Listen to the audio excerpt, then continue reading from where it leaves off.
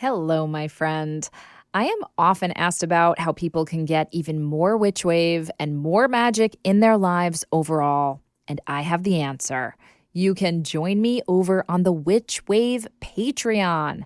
This is how you can hear from me and my other magical guests on a weekly basis via my Witch Wave Plus bi-weekly bonus episodes. And you get the regular Witch Wave episodes ad-free, and you get detailed show notes for all of it. And all Patreon members also get access to my monthly ritual workshops, which you can attend live or watch the recording of at your leisure throughout the month. Rewards for some tiers also include magical merch and contests where you can win witchly prizes, as well as early heads up about my workshops before they sell out, and opportunities to work with me one-on-one. And all backers get access to our exclusive digital coven, where you can connect to a community of other wonderful Witch Wave witches around the world. So head on over to patreon.com/witchwave and sign up. It's a magnificent way to get more magic in your life and to support the show. Thank you so much. The world is filled with bewitching people, and you might be one too. Welcome to the podcast where art is magic is real, and reality is stranger than dreams. I'm Pam Grossman, and this is The Witch Wave.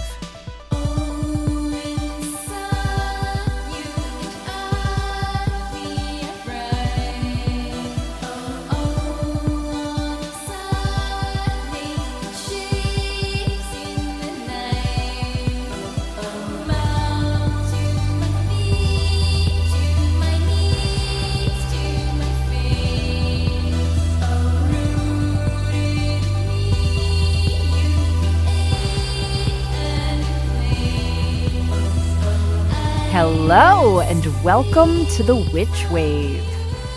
So I'm recording this the day before the U.S. election, and so at this moment, we obviously don't know the results, and depending on how things shake out, we may or may still not know the results when this episode drops. Now, I've been an unabashed Kamala Harris supporter and am hoping upon hope that she wins. But I do know that whatever the outcome is, there will still be a need for continuous pushing for change and progress so that we can manifest a more peaceful, equitable world for all. Now, I'm committed to doing that, and I hope that you are too. And so all we can do is move forward. Now, when the last Witch Wave episode came out, I was actually in the UK. Matt and I were long overdue for a vacation for just the two of us, and since it was our 20-year anniversary of being together and our 14-year anniversary of being married, we knew that we wanted to do something special, but we weren't sure just what that was going to be. And, it was months of me hemming and hawing and coming up with potential plans and nothing kind of gelling. And then lo and behold, a couple months back, we got an invitation to a witchy wedding in Cornwall that was taking place right around our anniversary. And so it seemed like a clear sign from Spirit that this is what we were meant to do. And do it we did. The wedding was for my friend Simon Costin and his partner Fergus. And some of you will recognize Simon's name because he is the director of the Museum of Witchcraft and Magic in Boscastle. And he has also been on this very show. So go ahead and listen to that episode if you haven't already. It's one of my favorites. And Simon and his now husband, Fergus, run the museum together.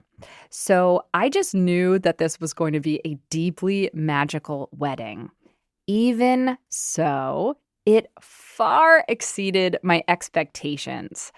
The wedding was officiated by none other than Janet Farrar and her partner Gavin Bone.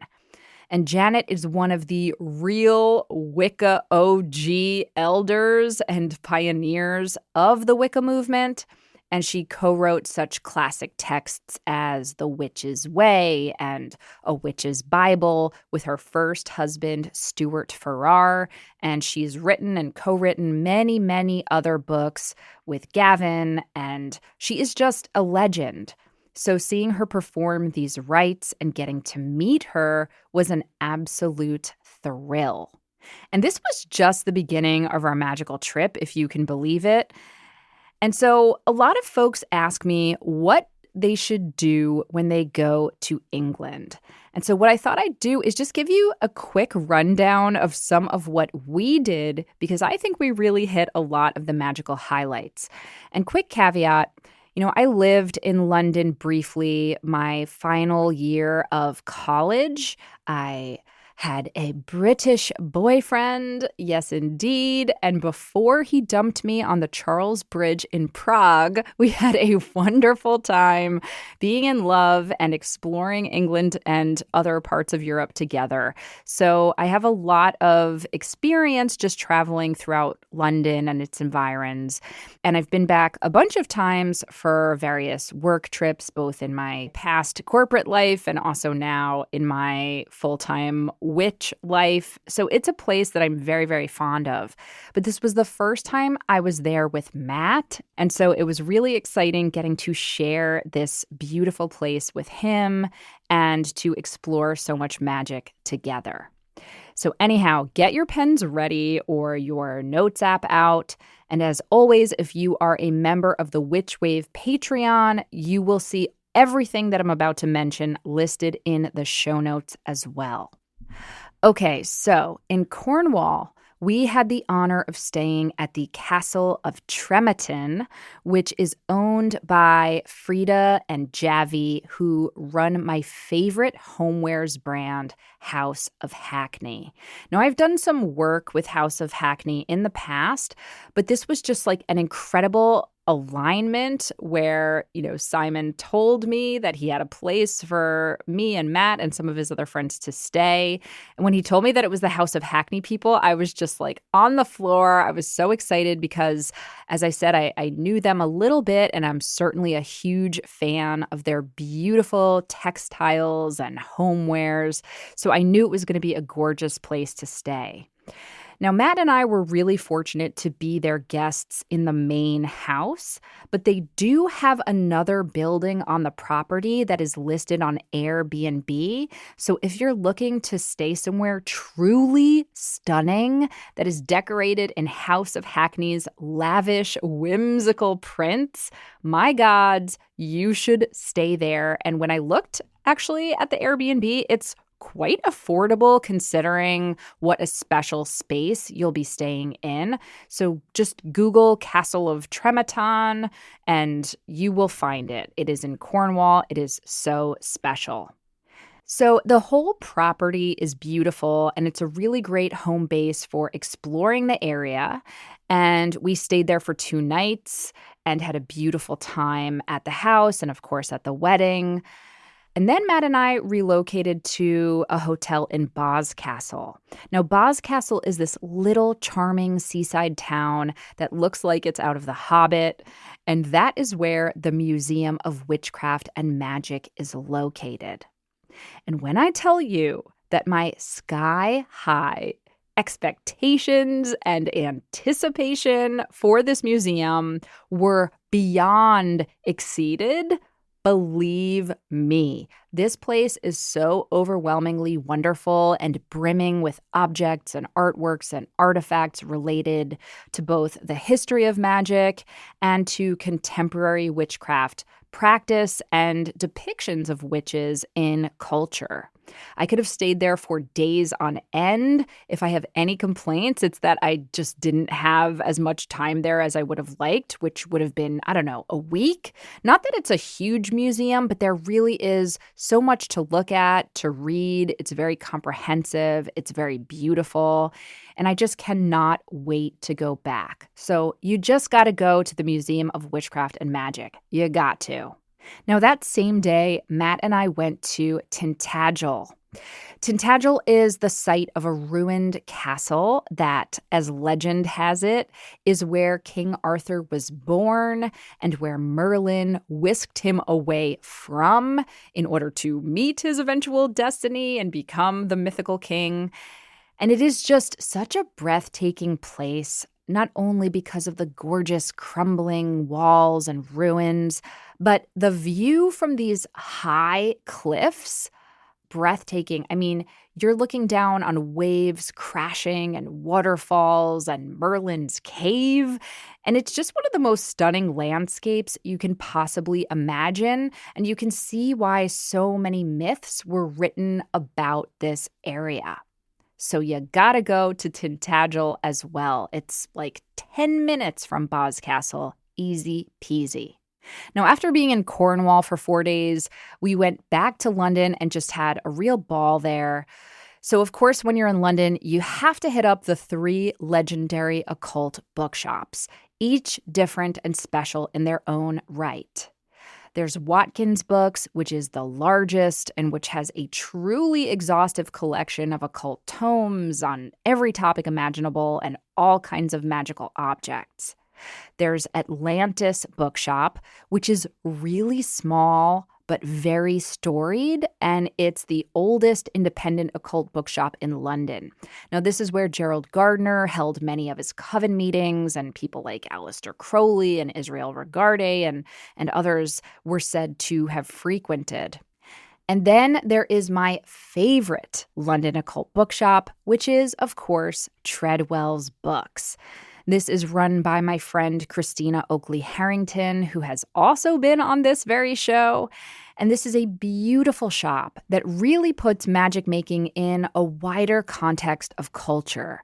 Because in addition to having an extensive collection of books on witchcraft and paganism and folklore, it has books on gender, literature, art, politics, etc., all with a distinctly esoteric bent. Treadwell's also holds regular events in their basement, and in their basement is where you can see the fireplace that belonged to tarot illustrator extraordinaire Pamela Coleman Smith, which is now like essentially a shrine to her. It's so beautiful. You have to visit it. Of course, we also went to the British Museum, and there we saw some of the parts of the Parthenon, which I didn't get to see when I was in Greece last year because the British went and took them. But conflict aside, it was marvelous to see the remnants of many of the deities that I love, particularly part of the body of Iris, the goddess of rainbows, who has become such an important part of my personal pantheon in these last years. Now, unfortunately, my favorite piece in the British Museum, which is the Queen of the Night relief, sometimes called the Burney relief, was not on display this time. But all of the other amazing magical objects in the 19th century Enlightenment wing were all there on display, which includes John Dee's obsidian scrying mirror, known as his show stone. So yeah, if you have limited time in the British Museum, sure, you can see the Rosetta Stone and parts of the Parthenon and all of these other wonderful things. But trust me when I say you cannot miss the Enlightenment wing. It is just this cabinet of curiosity filled to the brim with magical objects. Go, go, go. We also ended up going to House of Hackney's showroom in East London, which is in this beautiful converted church building. I was there to record a video interview with Frida all about the witch as activist. Now, this was for their annual Witchmas campaign, which is going on right now. And if you're curious about the video or my whole written interview, you can check them both out on the House of Hackney Instagram and their website. It's also up on my Instagram at Phantasmophile. And it was so beautiful to be there because, of course, it's a gorgeous space. But we also got to attend a dinner that night at the House of Hackney headquarters to help celebrate the launch of a new collection that they've released with an artist whose work I adore, Andrea Zanatelli. I'm hoping to have Andrea on the show at some point. But this line is to raise money and awareness for Stop Ecocide International, which is a nonprofit that's doing incredible work to protect the environment and to establish ecocide as an international crime. It's just an amazing organization, and it was a sublime evening of song and poetry and food, and I'm sure I'll be sharing more about all of that down the road. And the last thing I can't recommend more highly in London is Crossbones Graveyard. Now, this is currently a beautiful community garden and shrine that has been established on a burial ground where for many, many years, the outcast dead were just sort of dumped. We're talking medieval prostitutes and paupers throughout the 18th and 19th centuries, and anyone really who was deemed unworthy to be buried on hallowed church grounds. Now, for the last 2 decades, a poet named John Constable, who performs under an alter ego named John Crow. Now, he and his protégés have been conducting a vigil for the outcast dead at the Crossbones Graveyard gates at 7 p.m. on the 23rd of every month. And my understanding is that these vigils often incorporate lots of channeled texts and parts of plays and esoteric folklore that John Constable, aka John Crow, received in this kind of magical download, kind of a vision quest he went on one night where he was led around the neighborhood of Suffolk by a goose. This is what the lore says. This is what John says. Anyhow, I've been wanting to attend this ritual for years and years, and I'm so thrilled that stars aligned and that we got to go. And best of all, John Crow himself was there, which is a total treat and just a wild synchronicity because he hasn't done the vigil himself in 5 years. So again, this was this moment of like stars aligning and us just being in the right place at the right time. But even if you go and John Crow isn't there, his protégés are all incredible performers and ritualists, and it's just one of the most beautiful pieces of art and magic that I have ever witnessed in my life. So once again, Crossbones Graveyard, 7 p.m., every month on the 23rd. Something cool will be going down, I promise you that. But even if you can't go on the 23rd of the month, the graveyard itself is just a moving and magical place to visit. So you can check out their community hours. They're open for like 2 hours at a time here and there. And that's when, they're open for visitors. They open the gates. You can walk inside and just have a beautiful afternoon or a couple hours of contemplation. And if it is closed, it's still worth visiting. That's what I used to do when I was in London. I would just go up to the gate and peer in from the outside and leave a little offering. It's truly one of the most healing and inspiring spaces that I can imagine. And it's right near the Tate Modern and Shakespeare's Globe. So there's lots to do in the area. So yes, indeed, check out Crossbones Graveyard. So those are the magical highlights of our England trip. There are so many stories I want to share with you and specifics, but in the interest of time, I'll leave it there. But I think that's a really solid occult UK itinerary for, a week or a little over a week. We were there, I think, 9 days in total. So obviously there's a lot of other magic all throughout England, but that's a really good greatest hits. Now, certainly Matt and I also went to art museums and we went to the theater and we had great food and all of it, but I just thought that rundown was most relevant for you all. Now, sadly, one magical friend of mine I did not get to see on this trip is today's guest. I'm talking about Robert Shehu-Ansell, who is the publisher of Fulgur Press, which specializes in gorgeous esoteric, or as he calls them, talismanic books. I wish so much that we had time to see Robert and his wife Aisha while we were there, and I wish we could have stayed for another week so that we could have attended the conference and release celebration for the book that we focus on in today's discussion, which is a re-release of a 1950s illustrated text by the founder of Surrealism, André Breton.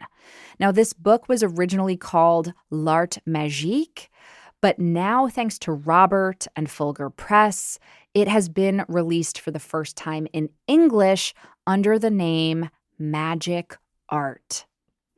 In this conversation, Robert and I talk extensively about magic art and surrealism and occult books, and I can't wait to share the whole chat with you.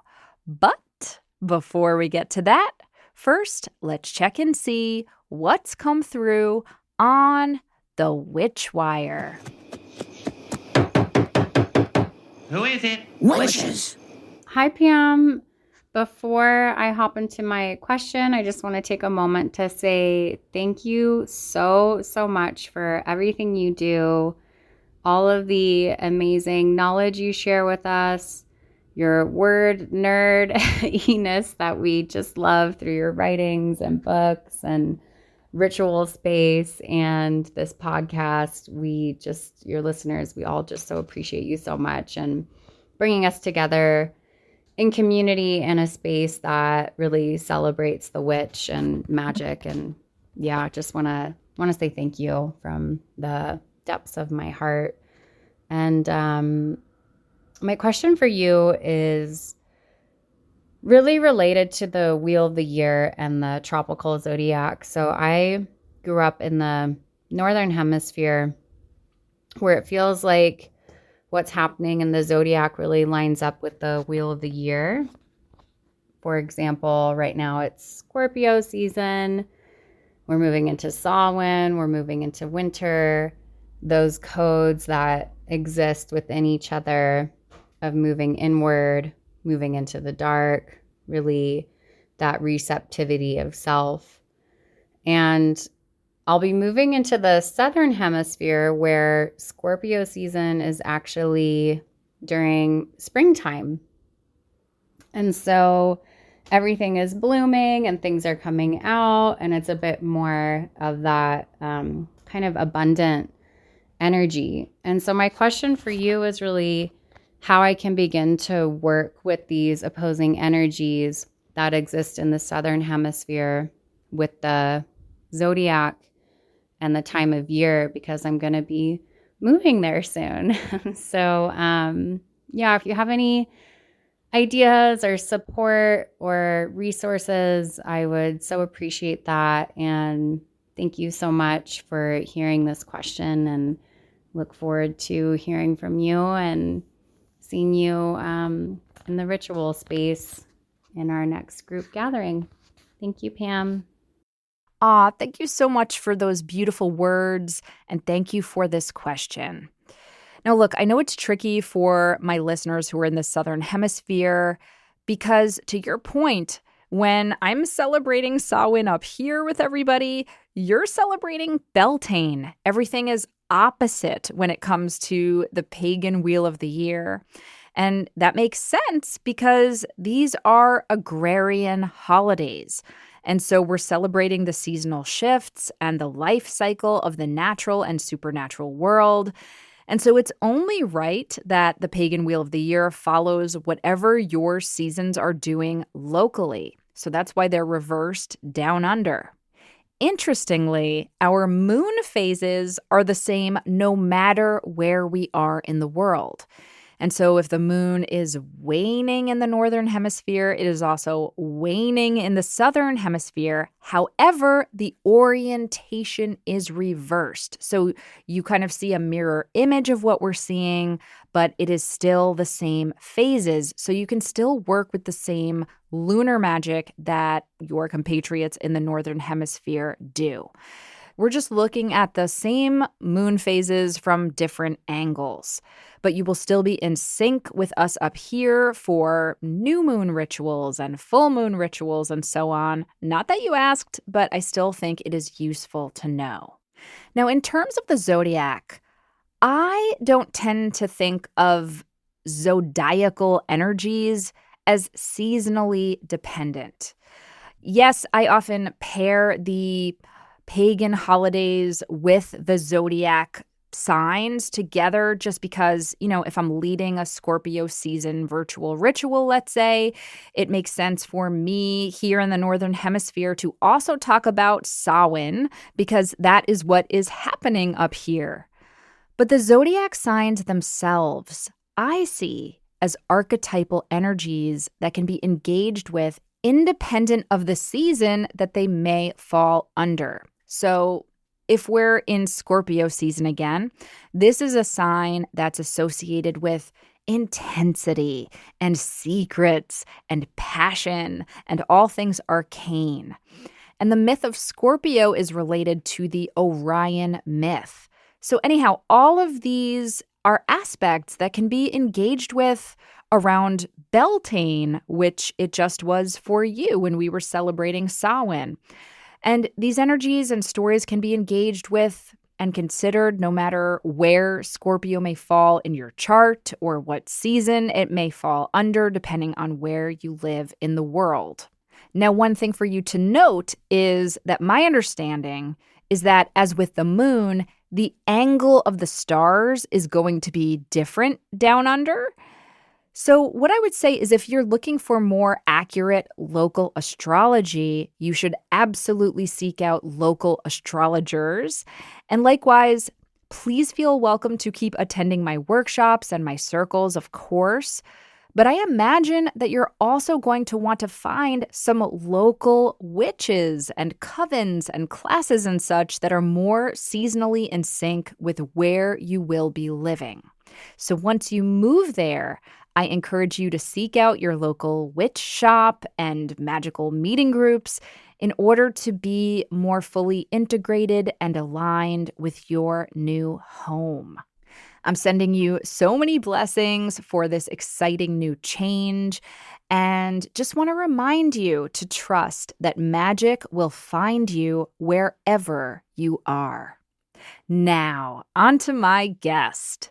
Robert Shehu-Ansell is a publisher, curator, and independent scholar. Through his publishing company, Fulgur Press, he has represented and published esoteric artists in book form since 1992. And these books are so exquisitely produced, highly collectible, and deeply magical, from grimoires to artist monographs to tarot decks. Everything Fulgur publishes is meticulously crafted with an eye towards elegance and deluxe beauty. They've published the work of such art mages as Austin Osman Spare, Leonora Carrington, Ethel Colquhoun, and Jessie Bransford, to name but a few. And they have also conducted numerous symposiums and exhibitions about occult art. Robert is also the publisher of several series publications, including Black Mirror and Abraxas Journal, the latter of which I was a contributing editor for many years, and which has been described as, quote, today's preeminent voice for the serious study of occult and esoteric expression. Robert has been interviewed for such varied outlets as the BBC Culture Show, Dazed and Confused, and Boing Boing. And as an experienced public speaker, he also lectures on esoteric art of the 20th century with a specific focus on Austin Osman Spare.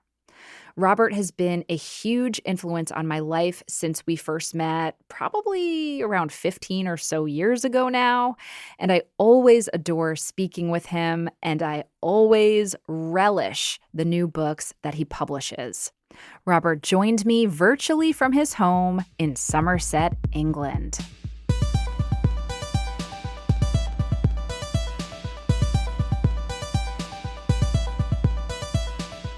Robert Shehu-Ansell, welcome to the Witch Wave. Thank you, Pam. I'm delighted to be here. I'm so thrilled that you're finally here, Robert. You and I have been friends for a very long time, so this feels Indeed, very yeah. overdue, and I'm so happy our stars finally aligned. Likewise, it's wonderful to be here. So we are here to celebrate the publication of a book which is quite legendary. This is a book that I have lusted after online for many, many years. Never got my hands on a copy. If I did, it would have been in French, and so I wouldn't have understood most of it. And here you are having reproduced this book and enhanced this book. So, Robert, tell the good people what book we are speaking of. Well, we're talking about one of the great lost texts of Surrealism. It's a book by André Breton called L'Art Magique. It was produced right at the very end of his career in the 1950s, and it's a book which sort of celebrates the magic in art, if you like. Breton came to it in a very unusual way, and it's a fascinating project, absolutely fascinating. Exactly. And I remember first hearing about this book or stumbling upon this book online and being quite overwhelmed because I'm a big fan of Surrealism. I'm familiar with a lot of Breton's writings and, of course, his influence on the Surrealist movement. Some might argue he's the father of the Surrealist movement, though I'd like to hear your take on that. But I wasn't aware until, maybe within the last decade or so that this book even existed. So what is this book exactly, and why did it kind of fall out of fashion or fall out of public consciousness? Well, it's a fascinating story. And you have to sort of go back to the Second World War when Breton had to leave Paris and came to New York. And he spent a lot of time there, as you know. And when he returned to France at the end of the Second World War, Surrealism was rebooted, if you like, with a 1947 exhibition, which celebrated magic and the tarot, etc. But Surrealism was coming under attack by that point. The critic Clement Greenberg, for example, was speaking out against it, and abstract expressionism was rising. Mm-hmm. And Surrealism was going to be sort of replaced, if you like, as a sort of de facto avant-garde art movement. So Breton was, as he put it, in frequent defense against the gravediggers, those people who would sort of say that Surrealism was dead and buried. And he believed that Surrealism still had a very important purpose. So he was sort of looking for ways in which he could sort of take forward the Surrealist agenda. When he was approached by an editor called Marcel Briand, who was putting together a whole series of books which had a thematic classification of art for a French book club, Club Français du Livre. And the other books in the series were on classical art and Baroque art and art for art's sake. But the first volume of the series was on magic art. And he thought that Breton might be an ideal author for that because it spoke to many of Breton's interests. So it was a commission for Breton. And that in itself is quite unusual because, as you know, Breton was quite idiosyncratic, had a very particular way of doing things, and wasn't the sort of individual to take on a sort of book-length commission. He certainly took on smaller commissions, but a major book-length commission of this type, which was a scholarly commission, this was the first for him.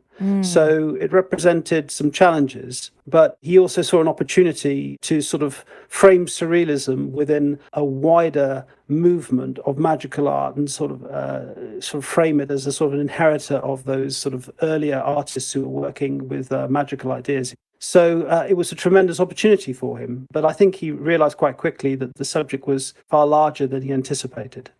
Indeed. And don't many of us find that out, Robert? Always. Absolutely, always. Yeah. Why did this book sort of disappear for a while? Well, there are a couple of reasons. The first reason was that it was produced for Club Français du Livre, and they did limited editions. So they printed, I think, about 3,000 copies of the first edition, and it was distributed amongst members of the book club.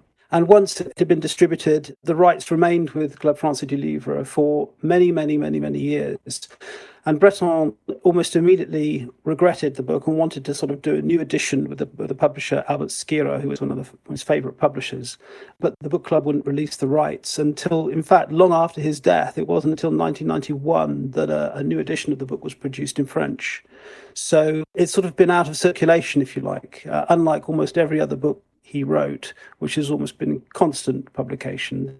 This has been out of circulation for decades and decades. That's one of the reasons why it's not had a greater exposure in English or in any language other than French. And I have to imagine, Robert, that this was just a massive undertaking, because just to describe the book, I mean, certainly it's full of Breton's writings, but it's also jam-packed with images, glorious images, starting from like the beginnings of mankind, then, on through many, many periods of art.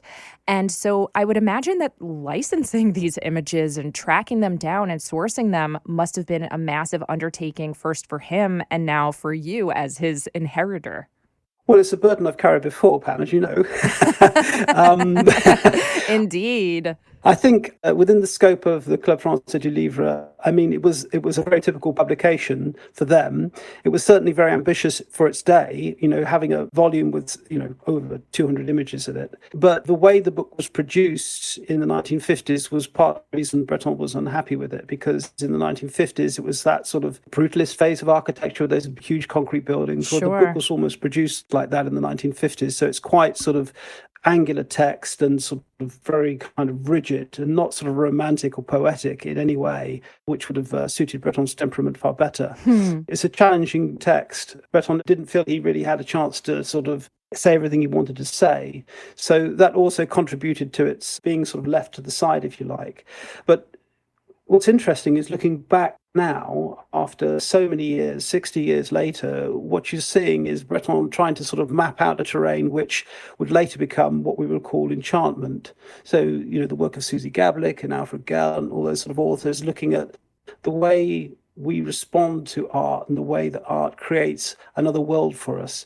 And Breton was trying to sort of map that out when these ideas hadn't yet really been properly developed. So he was really faced with a very challenging task. Yeah, definitely. Yeah. There's so many gems in Breton's writing in this book. One of the ones that really leapt out to me is at some point he writes, "All art is magical, at least in its genesis."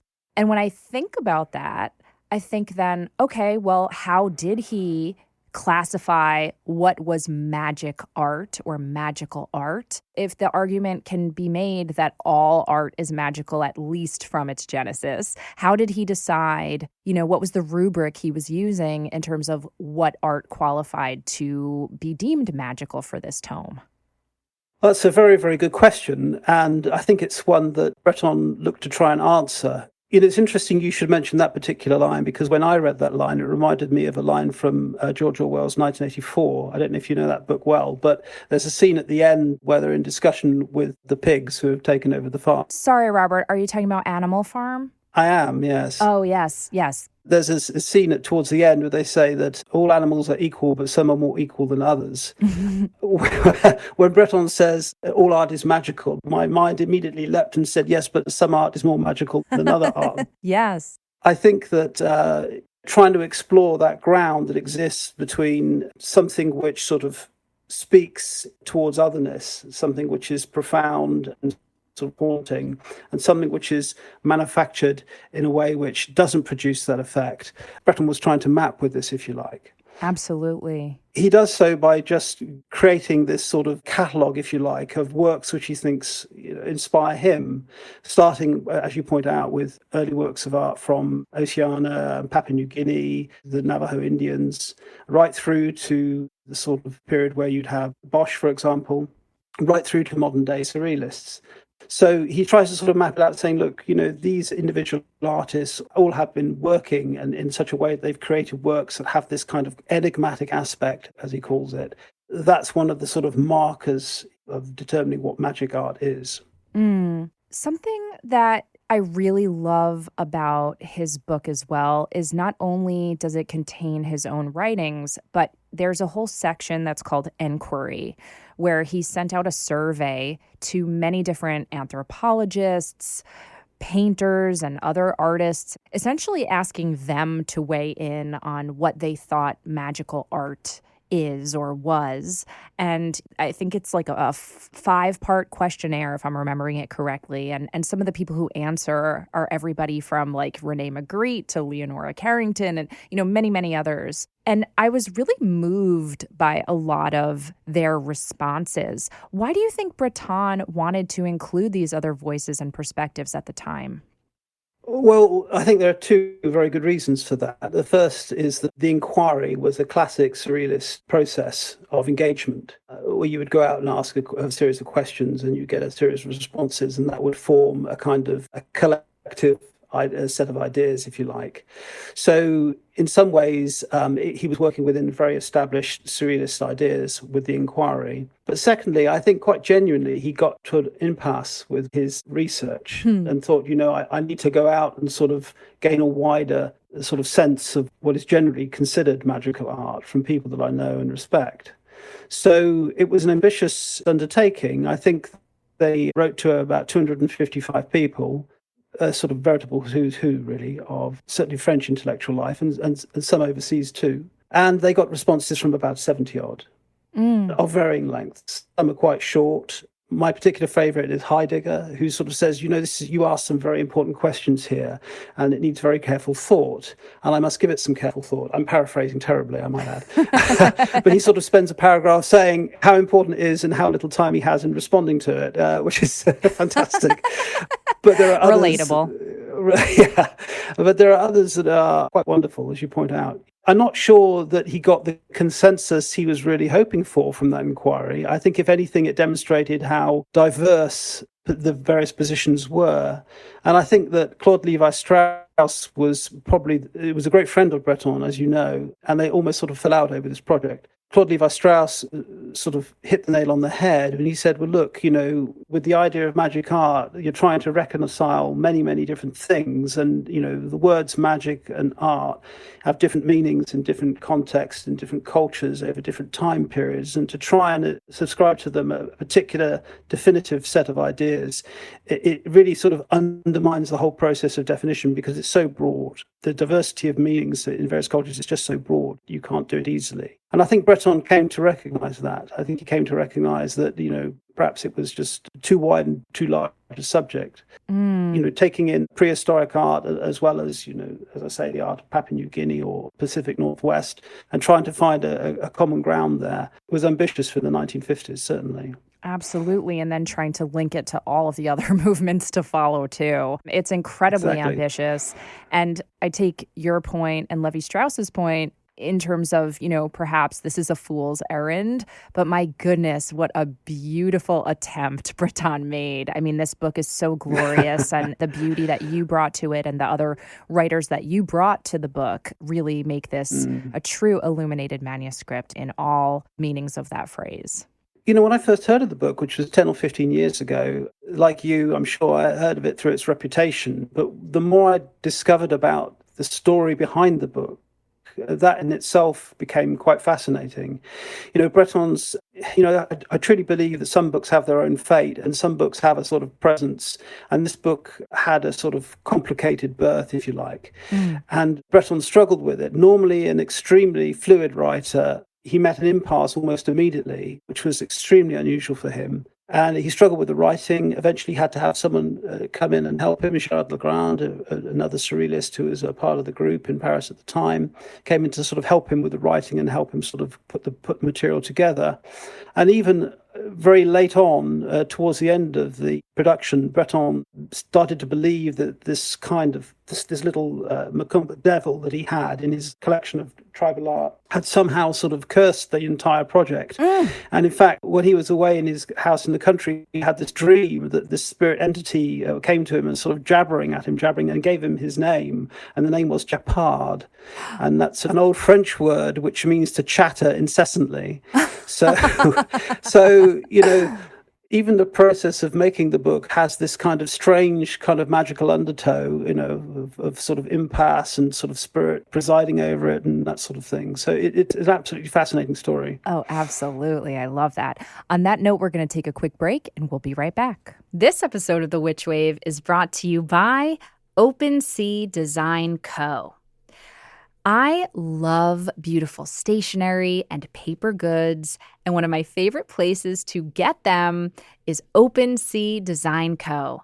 They create greeting cards, stationery, planners, and notebooks with the most beautiful illustrations of skulls and flowers and bugs and gods and goddesses, all of these different magical tropes. And all of their designs are on beautiful paper stock and created with this sort of Victorian haute Gothic aesthetic that I cannot resist. And now OpenSea Design Co. is offering their Witches Yearly Planner. Now, this is a daily planner created to help you chart a magical course through 2025 with 12 months of magical correspondences, rituals, and exercises. You will develop and sharpen an important set of magical skills and immerse yourself in the folklore of each month as the earth around you shifts and changes. No matter your path, tradition, or experience with magic, the Witch's Yearly Planner is a guide to deepening your craft, creating useful magical tools, and developing a seasonally guided practice of your own design. And this planner is so thoughtfully designed, featuring a pocket folder, a calendar of feasts, festivals and sabbats, astrological events, a yearly overview for 2025 and 2026, monthly magical correspondences and monthly rituals, and a monthly page with lists for your budget, important dates, priorities, goals, and things you would like to manifest. It also has weekly pages with a habit tracker. So this gives you a full 360 view of all of the dreams that you would like to come true. This planner is also a beautiful object designed exquisitely and produced by OpenSea Design Co. And it was written by Melissa Jane Madera, who is the author of The Witch's Feast and The Witch's Workshop. It truly is such a special planner. It feels almost like a book of shadows or a grimoire for the entire year. Best of all, Witch Wave listeners get 10% off the planner and anything else they wish from OpenSea Design Co. by using code WitchWave at openseadesignco.com.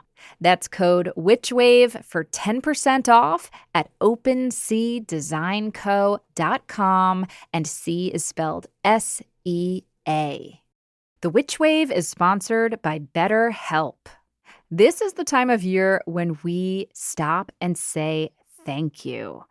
I am so grateful, first of all, to all of you for listening to The Witch Wave. And someone else I'm so grateful for is my therapist. I truly could not do all the things that I do to try to achieve all the dreams that I've been trying to achieve without my therapist. So thank you to her. This month is all about gratitude, and I am often saying that we should have an attitude of gratitude. It is some of the most powerful magic that we can make, to stop and give thanks to the many blessings that we have, to the people that we love, to the opportunities we've been given, the support that we're lucky enough to enjoy. And along with my therapist, who I just shouted out, there's another person that we don't get to thank enough: ourselves. So thank you, Pammy G. It is sometimes so hard to remind ourselves that we're all trying our best to make sense of everything. And in this crazy world, it isn't easy. So here is, first of all, a reminder that when you are sitting down to give thanks for food and shelter and hopefully health and love, also send some thanks to the people in your life, including yourself. When I started doing a more active practice of gratitude, more blessings felt like they were coming my way. It just helps shift your lens to a more positive, grateful, open-hearted way of being. And one of the things I genuinely do when I'm in therapy is not only complain and give a litany of things that are bothering me. Believe me, I do plenty of that. But I also list things that I've done well, things that I'm proud of, accomplishments that I've achieved, blessings and synchronicities and magical boons that I've received. And it has really helped me become a much more potent and powerful and happy human being. It feels so good to have a space where I can give thanks and feel thankful for a lot of the things that I've learned and a lot of the ways in which I've grown. And so I cannot recommend therapy more for everybody. And so if you're thinking of starting therapy, give BetterHelp a try. It's entirely online. It's designed to be convenient, flexible, and suited to your schedule. And all you have to do to get started is fill out a brief questionnaire to get matched with a licensed therapist. And you can switch therapists at any time for no additional charge. So let the gratitude flow with BetterHelp. Visit betterhelp.com/witchwave today to get 10% off your first month. That's BetterHelp, spelled HELP.com/witchwave. Hi, Witch Wavers. I have exciting news. At long last, we have some new Witch Wave merch available for you now through TeePublic. We decided to go with TeePublic for our new Witch Wave merch because it is a print-on-demand site, which means you can get different variations of the Witch Wave logo printed on t-shirts, mugs, totes, stickers, magnets, notebooks. Oh my gods, the sky's the limit. And the shirts come in different styles and fabrics and colors and are available in sizes small through 5XL, so you can order whatever you'll feel you're most magical in. So head on over to witchwavepodcast.com/shop. Welcome back to the Witch Wave. Today I'm speaking with Robert Shehu-Ansell. So Robert, you were talking about, Breton feeling almost literally bedeviled by this book. And I wondered, what challenges did you have as the person who decided to resurrect this tome? Well, you never really know when you take on a project how it's going to unfold and the sort of various challenges you have. I was very clear at the outset that I wanted to try and present Breton's argument in a way which made it accessible to contemporary scholarship. And at the time, in the 1950s, when the book was written, in the early manuscript notes, you can see Breton is noting his sources, so he's giving sort of partial citations. When the first volume in the series Marcel Briand produced was published, it became clear there was going to be no citations for the text. So it was very much a popular sort of text. So one of the challenges we had was to trace all of the sources that Breton used when he made his argument, because I thought that would be very useful to do for modern scholarship. Indeed. But because I like a challenge, I thought would it be much more interesting if we actually were able to trace the books that Breton had while he was writing it. So we've managed to trace most of the sources to books that were readily available to Breton in the 1950s. Either they were in his own collection or they were popularly available in France during the time. So that's been a huge undertaking. It's taken me, I think I started during COVID, and I think I finished towards the end of last year. Oh my gosh, Robert, I say this with deep affection. You are such a maniac. Well, it started out very innocently. I was thinking, this would be kind of cool to do. It's COVID, I'm sitting at home, and it just became this kind of monster. But we've ended up with over 300 citations, a bibliography, which is the largest bibliography ever produced for the book. I mean, it's 230 odd titles, I think. And I'm quite confident that we've got the majority of the text that Breton used. I'm hoping that people who are interested in magic art can go to this and say, so this is how Breton got to this particular point. This is his source text. Perhaps, rehabilitate the book into take its place in sort of the scholarship on enchantment, which is now, of course, there are plenty of texts on that. But it was certainly one of the earliest kind of attempts to sort of define it as a sort of a subject. Absolutely. Enormously challenging. Plus the accuracy of translation, because Breton is quite, as I said earlier, idiosyncratic and uses a lot of allusion. There's a lot of complexity and a lot of layering to his language. that takes a particular finesse, and we had several revisions of the translation to get it as close as possible to Breton's original.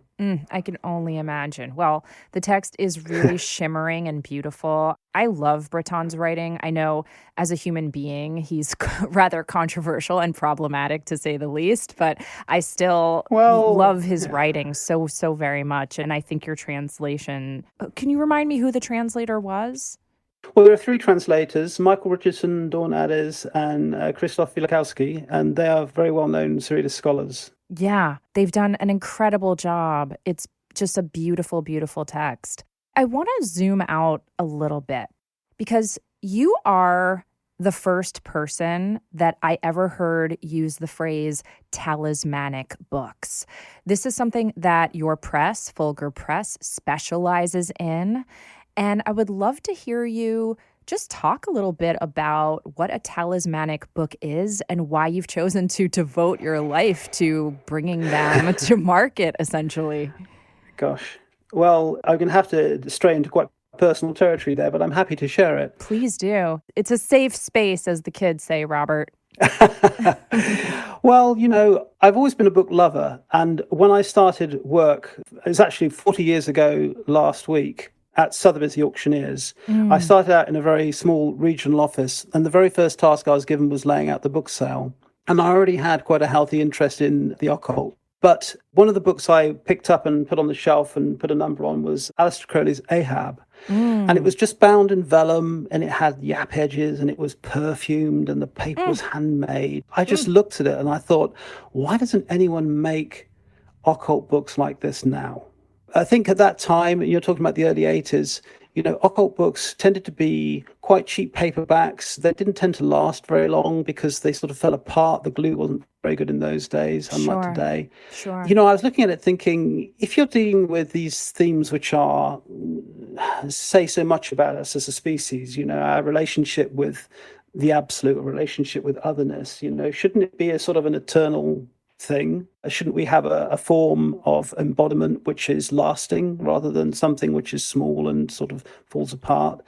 So I began to have this idea about publishing books in a way which sort of conveyed something of their magical essence, but also in a way which had integrity and had real value in terms of the way it was actually made. And then when I started Fulgur, which was about 1992, I had a couple of attempts to start it because pre-internet, there was very, very little interest for someone making high-end occult books. So I had one attempt in 1990 and there was very little interest. But by 1992, I think the idea had started to take root. And I produced this edition of Austin Spare's Witch's Sabbath, which was our first published book. And we did various editions. We did one in vellum. We did one in a hardback. But trying to sort of create something which really, in its form, in its structure, somehow represented the theme of the author, if you like. So the book operating as the talisman, it becomes an embodiment of the magical principle which goes into the formulation of the text. And the particular route that I've taken to kind of embody the idea is metaphor primarily. So through metaphor, either through symbols or through material metaphor, I create a bridge between the reader or the person holding the book and the subject and content of the book. And that bridge sort of invites, through a tactile response to the book, if you like, invites the reader or holder of the book to kind of make that leap across the bridge. And that sort of sense of stasis, if you like, is the thing which gives it its talismanic properties. That's a very sort of curtailed explanation, I suppose. That was so beautifully said, Robert. I'm quite impressed, I have to say. And as someone who's fortunate enough to own now many, many Fulgur books, I have to say that is my experience of being with them, that in addition to the content, the books as objects, and also we should mention the decks that you've published, including Leonora Carrington's Major Arcana deck, Ethel Calhoun's tarot deck. They are exquisite and they feel like they have some kind of radiant energy that's coming off of them, I think because of the beauty and the care and the intention that you put into them. Well, it's very kind of you to say. When people ask my role, I sort of say, as a publisher, my intent is to be a shaped absence, which means that there really shouldn't be anything of me in it. It should really be me creating a space for the energy of the particular artist or author to sort of show through in its true form. And it's quite a challenge because you can quite often sort of get carried away and add things which aren't sort of authentic to the original. So to keep that sort of clarity, that sort of minimal design, which I quite like. That's a challenge sometimes. But yeah, that's my intent, certainly. Yeah. You were also someone who introduced me to the phrase black and silver. You told me once a long time ago that you wanted to take the aesthetic of occult books out of the realm of black and silver. And you really wanted to, help it stay modern and alive and so on, right? Yeah, I'm not wishing to politicize it because for me, it's more about a curiosity. You think, well, why does it have to be this way? Can't it be another way? Let's try something different to see if it works. And that sort of curiosity, which I think is a healthy way of looking at it, sort of takes you in different directions. And, like most people, if you're a bit creative, I think of things in the middle of the night. I wake up at 4 o'clock and think, maybe I could do that, or maybe I could do this. Trying to sort of create something which is lacking, which isn't a cliche, which has some originality, and hopefully says more about the author than it does about me. But that's always a challenge if you're putting it together. But that's certainly my intent. Of course. I want to talk about how you select the books and the projects that you decide to publish. I was just reviewing for myself kind of the roster of magical artists that you've published. Everybody from, again, Leonora Carrington, Penny Slinger, Austin Osman Spare, Ira Cohen, our dear friend Jesse Bransford. I mean, the list goes on and on and on. And still, there are many artists and many writers who we might consider magical that have not gotten the Fulgur treatment. So how do you choose what books you want to focus on? Well, that's a good question. I think that I make no apology for not really being commercial. I'm not a commercial press. I don't have a commercial agenda. I'm not interested in making money for shareholders. I am principally a one-man band, and I have a couple of people who I trust who help me with various aspects of it. Merlin Cox is one of the editors I work with. He's exceptional. And of course, my dear wife, Aisha, she's also very helpful in supporting what I do. But I am principally a one-man band. So I do all aspects of it. If I see something which I think is interesting or has an interesting angle or something that speaks to the larger message which I'm trying to sort of promote, then I will approach the artist, we'll come to an agreement, the text will be submitted, I'll do the layout myself, I oversee the production myself, and we've got a little dispatch bay downstairs, and I do most of the dispatch myself. So it's very much a small operation, and I kind of like it that way, if I'm honest. So in terms of how I come to actually decide what to publish, there's a lot that could be published. There's a lot more that deserves to be published. But I think probably I publish things which speak to me and which kind of lend to my personal interest. For example, you mentioned Penny Slinger. Arguably, Penny was one of the very first esoteric artists I encountered way back in 1981. On a college trip to London, when we should have been going to the Royal Institute to see lectures, I snuck out and went to the bookshops, and I found a copy of Mountain Ecstasy by Penny Slinger. I saw this thing and I thought, what the hell is this? This is extraordinary collage volume. I'd never seen anything like it. And I bought it immediately. And that sort of was one of my first sort of acquisitions as a book collector and buying magical artists. So working with Penny 40 years later on the reprint of An Exorcism was such a rare privilege.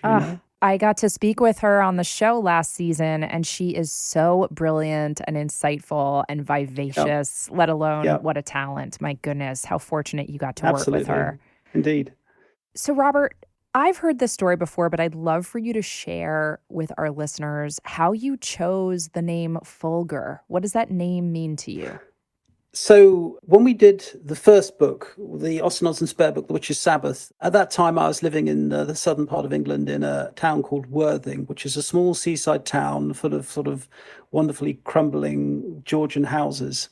And I lived in a rather grand apartment, which needed an enormous amount of work. I think I had plumbing, but very little else. And it had this huge sort of open front room. And I remember one evening, my friend Gavin Semple was visiting, and he was the sort of co-founder with me of Fulgur. And we were looking at the manuscript, and it's about 2:00 in the morning, and we had the front windows open. The manuscript was on the ground, and suddenly the manuscript blew across the floor of the front room, just all the papers everywhere, and it was completely silent.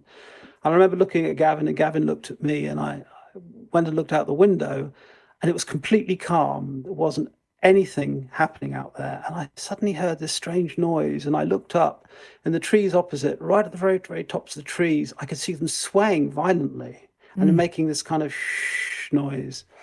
And then within a few seconds, suddenly the whole scene changed. I think it was probably about a minute and a half. And there was the most violent thunderstorm with huge bolts of lightning, lashing rain, violent squall. And I said to Gavin, well, that's it. It's Fulgur. And the reason why we've been considering Fulgur was in Austin Spare's text, he says that the magical act is a fulguration, the fulguration being the flash of light. It's Latin for lightning, being the flash of light, that instance of realization. I thought it was just such a magical occurrence that, when you're trying to work out what the name of the thing's going to be, and then suddenly this storm appears, this really memorable storm. I said, well, that's it. It has to be Fulgur. So that's how we came to be. Robert, I have the chills, like head to toe chills hearing that story. And I have to guess that you have had other magical experiences when working on these books. Does it feel like you're collaborating with the spiritual realm, or however you want to define it? Does it feel like a magical act to make these books? Well, I can sort of go back to our opening, which all books are magical, but some are more magical than others. Yeah. Some projects I've worked on, I'm thinking here of Legion 49 by Barry Howell is one example that springs to mind. This is a book where my friend, Australian artist Barry Howell, produced back in 2009, which is about Beelzebub. And I remember receiving the proof, or the running sheets we call them, which is the printed pages before they're bound up, from the printer, and they arrived in a parcel, and I sat down in the front room and I opened the parcel up and I opened the pages up, and I'm sitting there with them on my knee, and a fly comes and lands on the pages. Stop and it. just sits there cleaning its legs, and I'm looking at it and I'm thinking, you've got to be kidding me. I'm just looking at it, it's looking at me, and it's a very small thing, but magic is small things. I think this kind of notion that it's big dramatic instances is a sort of a Hollywoodization, if you like, of the truth, because it's almost inevitably in the small details that you see the magic happening. At least in my experience. Oh my goodness. I love that. A fly landing on your knee. It's very on the nose, or very on the knee, I suppose. I love that. On that note, we're going to take a quick break and we'll be right back. This season of The Witch Wave is brought to you by Black Phoenix Alchemy Lab. Good news. Black Phoenix Alchemy Lab, known by fans as BPAL, has been growing by leaps and bounds since the indie perfumer's relocation to Philadelphia in 2022. The lab's general catalog of perfume oils, hair gloss sprays, and beard oils continues to expand month by month, exploring a wide range of scent types and inspirations such as witchcraft, paganism, fine art, and classic role-playing games. For their Halloween 2024 collection, BPAL has adapted Sheridan Le Fanu's gothic horror masterpiece, Carmilla, into a prolific series of 21 perfume and hair gloss blends. This limited edition series also includes some Halloween-y beard oils, such as pumpkin spice and type AB negative, plus a wealth of other delights for those who love to summon the fall spirit year-round. Look for the lab's Instagram, TikTok, and YouTube for fresh updates, artistic inspiration, scent reviews, and more. Or you can dive in directly via their online shop located at blackphoenixalchemylab.com.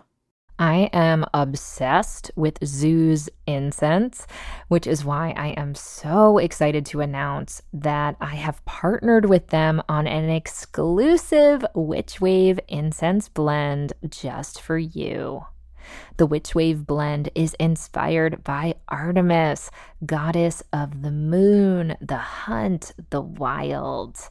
It contains sandalwood, orris root, myrrh, black storax, mugwort, ambrette seed tincture, and organic ylang-ylang essential oil. And I cannot tell you how fun and magical it was to collaborate with the folks from Zoos and come up with this blend for you. You can order your Witch Wave incense blend by going to witchwavepodcast.com/shop, and you'll see it there. And this is a small batch, limited edition, so we'll see how long it lasts. I also want to encourage you to go to Zoos' site and order their incense from them directly because they are so incredible. They have 9 incense blends currently available, and they are handmade and hand-rolled, all natural, and all of their ingredients are organic or wild-crafted and made with whole plants, seeds, roots, woods, tree resins, and tinctures. Zoos also offers hand-cast concrete burners, charcoal, raw aromatics like frankincense and myrrh, and incense supplies. Check it all out at zoosincense.com, and if you use promo code WitchWave, you'll get 10% off. So that's right, you've got 2 places to go. One is witchwavepodcast.com/shop to get our exclusive Artemis-inspired Witch Wave incense blend. And you can get everything else over at zoosincense.com. That's ZOUZ incense.com, and use offer code WitchWave for 10% off everything else. Thank you, Zoos. This episode of The Witch Wave is brought to you by Mithras Candle, as it so often is. Fall is here, and with the cool autumn air and darkening evenings comes a radiant tool for creating the perfect sacred setting or cozy moment. Of course, I'm talking about my obsession, Mithras candles. These pure beeswax lights are inspired by the contemporary science of photobiology, along with the ancient pagan practices and cosmic mysteries. Mithras candles are handmade by my mythic and scientific pals in Philadelphia, and they come in traditional golden yellow and sensual black hues, with other colors and collaborations popping up seasonally. You will be hooked like I am once you experience the gorgeous Byzantine hand-dripped style of a Mithras candle and their honeyed floral aroma. These candles are made with soul to carry your intentions to where they are needed. Go to mithrascandle.com to pick up the perfect glowing addition to your magical moments.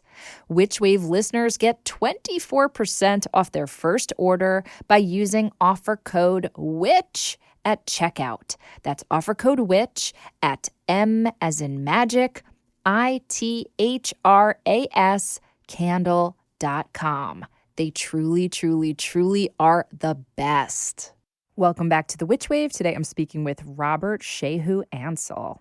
So, Robert, I have been made aware that this year is considered the 100-year anniversary of Surrealism. Now, I suppose they're linking that to the Surrealist Manifesto, or the first Surrealist Manifesto, I should say, that Breton wrote in 1924. Is that correct? That's correct, yeah.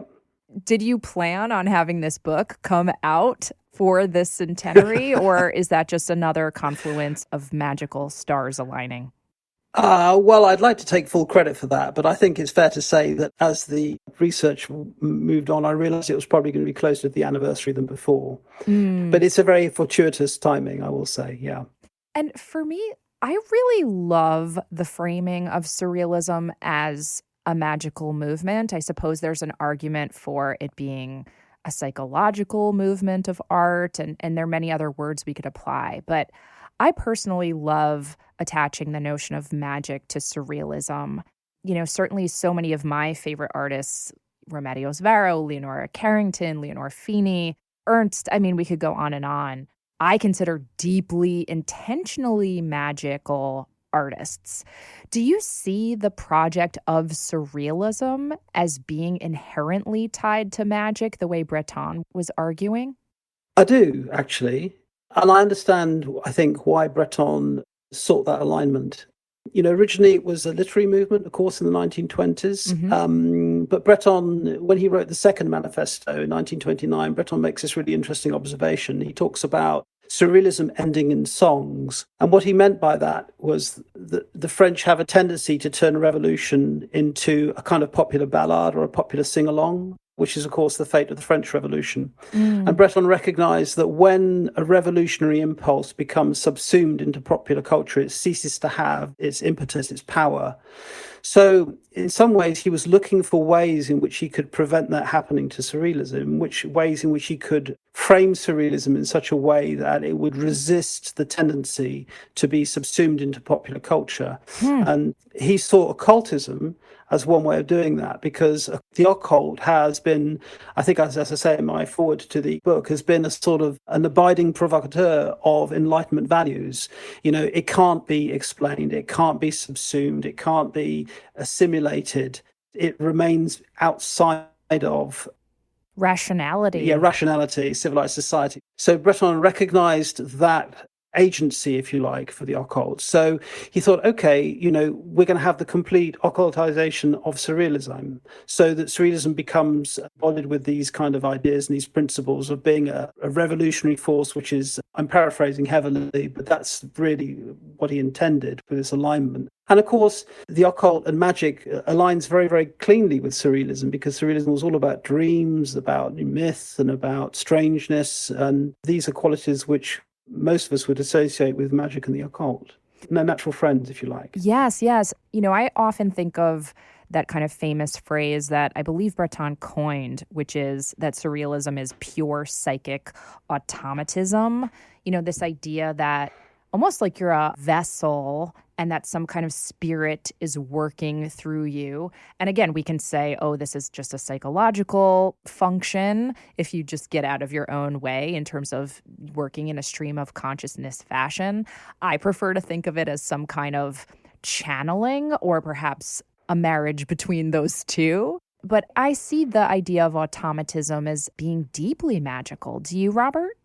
I do. I absolutely do. It's worth remembering that when Breton coined that, which was, I think, way back in 1920 or 21, Freudian psychoanalysis was still in its infancy, and our understanding of the way the mind worked was still in its infancy. So the prospect of exploring something that follows these lines was quite edgy. It was quite bordering on the unknown. It had a really sort of strange quality to it. So I think sometimes it's important to remember that, because we tend to look at it now, we can just look up on Wikipedia and find out. But of course, that wasn't available to them then, and it was still being mapped out what this thing was. And you're looking at the revival of spiritualism after the First World War, and you can certainly see it as a part of that, one aspect of that, if you like. So yes, I think that the idea that we are a medium for a message, I think, is a powerful argument. And of course, one of the last journals that Breton produced was called Medium in the 1950s. Now, you mentioned that Breton really didn't want surrealism to become popular, essentially. He kind of looked down on pop culture and didn't want surrealism to be subsumed by it or cheapened by it, I suppose. And it's so interesting because when you mentioned this resistance he had to surrealism becoming song, and song as being kind of like a disparaging outcome, if you will, I suppose I have mixed feelings about that, because on the one hand, I am someone who loves mystery and loves secrets and loves to keep things arcane. On the other hand, as you know, I do see some of my intention and my purpose as being a bridge between some of these arcane corners of the world and more human beings, because I believe they're valuable ideas, and the idea of gatekeeping them feels very ego forward, I suppose. How do you feel about that? Well, I share your view in a way because as a publisher, of course, my intent is to spread these ideas as wide as I possibly can. But I recognize that, the way I do it, which hopefully has an acknowledgement of the sacred quality of some of the material, it does so in a kind of limited way. I should say that Breton is a complex character because Surrealism was very egalitarian. It wasn't about exclusivity at all. It was quite the opposite of that. So I don't think it was necessarily his sort of definition about keeping Surrealism in the occult was about preventing it becoming widely known. I think it was the essence of the thing, the kind of revolutionary essence of the thing, retaining its power was what interested him. Because, we've been living through an age, and I think it's about 20 years now, Pam, where the occult and the esoteric has gained wider and wider traction within popular culture. Yes. And yet you can't say that it's lost its power. It still has that sort of strength and mystery. So I think that's what he was sort of aiming for there. I don't think it's necessarily about keeping it exclusive. I think it's more about it retaining its power. So who do you see now as sort of the next, successor to the surrealist movement in terms of artists and creators who are also magicians? Well, it's quite difficult because I think, over the years, I've tried to sort of had various events like the IMH event in London about 10 or so years ago, where I was trying to explore and map out the category of magical art with the idea perhaps of creating some sort of movement. But I think the difficulty now is that so many artists don't want to be part of a movement, a defined movement. They want to keep the freedom and fluidity of being able to pick and choose what they want to be involved with or associated with. I think that's probably a product of the quite dispersed social and cultural environment we now live in.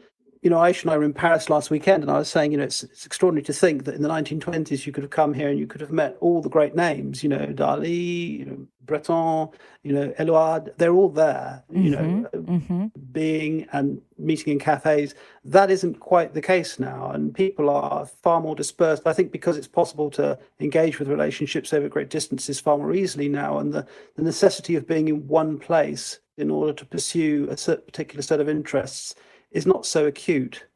So I'm not so sure whether we'll see a movement in the same way that we did with Surrealism. I think it's going to take a different form, probably. But I think that it's very clear to me that over the last sort of 10 or 15 years and I'm thinking here of the Hilma af Klint at the Guggenheim. Sure. There is a tremendous need. I think Breton said that magical arts is an inalienable need of the heart and mind that science can't respond to. Right. Paraphrasing slightly. And, the Hilma af Klint exhibition is a very good example of that, where you had record attendance, people coming face to face with something inexplicable for the first time. And the response was, corresponding, really. So Absolutely. So I'm going to ask you the annoying question that journalists ask me. And perhaps this will just be us commiserating about being asked this question all the time. But Robert, why do you think that the occult seems to be so popular now? Is that even the right question? Because, I'm going to be so rude and I'll say sometimes I find it an irritating question when I'm asked this because I'm like, well, like you said, this has been a movement, it seems to me, that's been happening for 20 years or so. It's not just this trend of the last year. I think journalists just happen to be a little late and they notice it, a little bit late. But what is your take on that when you get asked that question? Why is the occult so popular now? Well, I think there's several ways of answering that. And I think also, in order to answer it, you have to look at what the occult was perhaps 100 years ago versus today, because 100 years ago, it was about the sort of secret groups meeting, Crowley's groups, etc. Sure. And compared to now, where it's far more dissipated. To sort of summarize it as cleanly as possible, I think that the occult and the esoteric provides a set of tools by which people can engage in a spiritual quest without committing to the rigors of, a formal religion. So you can almost sort of create your own practice. In fact, that's sort of encouraged. You don't have to necessarily follow a strict sort of dogma set of disciplines. dogma, exactly. So that plays very much to a modern sensibility. But I think also it's a response to the crisis of modernity and the sort of inherent meaningless qualities of life. I mean, the sort of things we do are so absurd. Having a relationship with this kind of tiny sort of glass object in your hand where you're communicating through it. I mean, it's quite absurd, really, if you think about it. And I think wanting to get back into nature, to take your shoes off, to put your feet in the grass, to look at the sky, to look at the sun, to reconnect with people in a meaningful, authentic way, I think all those sort of things resonate, and I think they've always resonated. I think we've just forgotten, with the kind of culture that we live in, how to do that. And I think that probably magic and the esoteric and the occult provides the means and opportunity for us to re-engage with that. So it returns meaning, if you like. Yes, exactly. It re-enchants the world. It reminds me of like the pagan revival that happened post World War II, the Industrial Revolution and all this, where people suddenly just felt this calling to get back to like the spirits of the land and their bodies and nature and the gods. And it feels like maybe this is the new version of that, except it's the digital revolution. I don't know. Yeah, it's the new version, or it's the new old version. I mean, it's a reiteration, isn't it, really? We're singing the same song, slightly different lyrics, but the tune remains the same. I should say the song remains the same, really, shouldn't I? Absolutely. Absolutely. Well, I think it's such a beautiful, enchanting song. Unlike Breton, I love a song. So there we go. Well, listen, Robert, in our final moments together, by the time this episode comes out, magic art will be available for people to have in their hot little hands. What other celebrations are going on? What else do you want people to know about this book for November and onward? I just encourage people to take the time to take a look at it and engage with the ideas, and to see, how it might inform their own sort of approach to both art and magic. I think that's the reason why we've gone to all this effort, and to see how they can reconnect with Surrealism and see it afresh through this book. We've got this launch event at the Warburg Institute on November 2nd. I think it's sort of 70% full now. So that will have just occurred by the time this goes live, no doubt. There's going to be some recording posted online, so those who are interested could maybe take a look.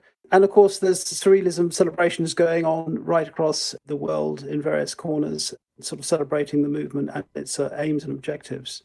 So it's just an opportunity, really, I think, for people to sort of engage with the ideas. I mean, that's really why one takes an interest as a publisher, to try and put these ideas forward in a new way, and hopefully find it resonates with people. To be inspired, to inspire people, get them to make art, get them to make poetry, live a life in a different way. That's really the best one can hope for. Absolutely. Well, you certainly inspire me, Robert. I'm so grateful for the work that you do, the books you make, and I'm grateful for our friendship. Thank you so much for being on The Witch Wave. Thank you, Pam. Thanks for having me. That's it for the show. Thank you again to Robert Shehu-Ansell for sharing his talismanic tomes and time with me. Do you have questions, feedback, need some witchly advice, or just want to share something magical that happened to you recently? Drop us an email or voice message over at witchwavepodcast@gmail.com. We'd love to hear from you, and you just might make it on the Witch Wire. The Witch Wave is a Phantasmophile production written and produced by me, Pam Grossman. This episode was recorded, edited, and mixed by Josh Wilcox and/or Walter Nordquist and myself. Our theme music is the song Hand and I by Lycanthia. Our new Witchwave logo was designed by Thunderwing. Special thanks go to Matt Freeman, Laura Antal, and Cece Pascal. You can check out information about this and other episodes on our website, and now buy Witchwave merch at witchwavepodcast.com. You can follow us on Instagram and Facebook at witchwavepod, and you can check out my witch emoji for iPhone by going to witchemoji.com or downloading it in the App Store. My books Waking the Witch from Gallery Books and Witchcraft from Taschen are available everywhere now. And if you want more Witch Wave, or you would just like to support the show, please join us over on Patreon.